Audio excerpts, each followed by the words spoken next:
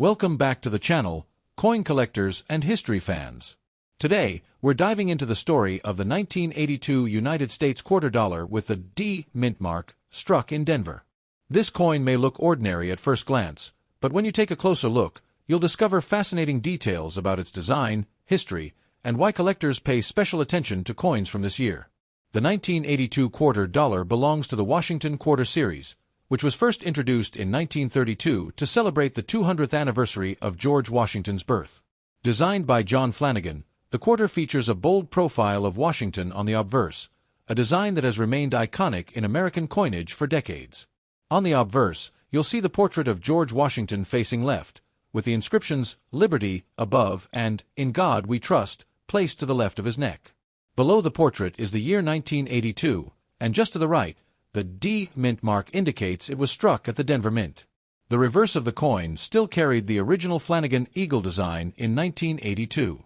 The eagle is perched on a bundle of arrows, symbolizing strength and readiness to defend, with two olive branches below to represent the desire for peace. Around the top arc is United States of America, with E pluribus unum just beneath, and at the bottom, the denomination quarter dollar. Now, one of the most important details about the 1982 D quarter is its composition. This coin was made of a copper-nickel clad, a pure copper core sandwiched between outer layers of 75% copper and 25% nickel. The silver content had been removed from quarters in 1965, so by 1982, clad coinage was already well established. The coin weighs 5.67 grams, measures 24.3 millimeters in diameter, and has a reeded edge. These dimensions have been standard for clad quarters since the mid-1960s, ensuring easy recognition and compatibility with vending machines and coin-operated devices. What makes 1982 such a unique year in quarter history is that the U.S. Mint did not produce official mint sets for collectors. Normally, mint sets are a key source of high-quality uncirculated coins, but in 1982, collectors had to pull their coins directly from circulation if they wanted pristine examples. This lack of mint sets meant that high-grade 1982 D quarters are much harder to find than other years. Circulated examples are common, but uncirculated or gem-condition coins command strong premiums in the collector market today. Another fascinating aspect of the 1982 quarters involves varieties and errors. Collectors often look for coins with weak strikes, double dies, or other striking anomalies. While not as famous as other error coins, these 1982 errors still attract interest because of the scarcity of uncirculated stock. The Denver Mint produced a very large number of quarters in 1982, over 480 million coins. With such a high mintage, most of these coins are only worth face value in circulated condition. However, that high number doesn't change the fact that gem-quality pieces are scarce. In circulated grades, a 1982 D quarter is generally worth only 25 cents, its face value.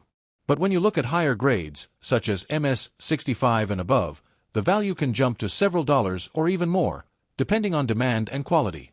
Professional grading services like PCGS and NGC have certified many 1982 D quarters, but the population of coins in grades like MS 67 is still very low. That rarity is what drives up the market value for top-quality example. Collectors often focus on the strike quality and luster of the 1982 D quarter. Because these coins were struck for heavy circulation, many examples show dull surfaces, weak details, or contact marks. Finding one with sharp detail and original mint luster is a real prize. Another area of interest is the coin's historical context. The early 1980s were a time of significant economic change in the United States, with inflation concerns, shifts in production, and growing demand for durable coinage. The 1982 D quarter is part of that larger story. For those new to collecting, the 1982 D quarter is a great example of how even a modern clad coin can carry collector value. At first glance, it may seem ordinary, but once you know its history, no mint sets, condition scarcity, and strong demand, it becomes clear why it's worth searching for in high grades. It's also worth noting that the 1982 quarters mark the start of a transition period. By the mid-1990s, the Washington quarter design would give way to the famous 50-state quarters program, which began in 1999. That makes the 1982 issues part of the last generation of pre-state quarters. Collectors who enjoy assembling date and mint mark sets of Washington quarters always include the 1982 D quarter as a key piece. While not the rarest, it has that unique appeal of being both common and challenging, depending on the grade you're after. Some hobbyists even put together one-year typesets highlighting coins from years when mint sets weren't issued. The 1982 D quarter is always an important coin in those collections, symbolizing the gap in official collector products. For those interested in long-term collecting, keeping an eye out for uncirculated rolls or bags of 1982 D quarters is smart. While most have been spent and circulated over the decades, unsearched rolls can still hold some gems. To summarize, the 1982 D quarter may not be a rare silver piece or a key-date rarity, but it is definitely a coin worth understanding. With its lack of mint sets, high mintage, and scarcity in top grades, it represents a fascinating chapter in modern U.S. coinage. So, next time you come across a 1982 D Washington quarter, don't just think of it as pocket change. Take a closer look, because in the right condition, it could be a valuable piece of numismatic history.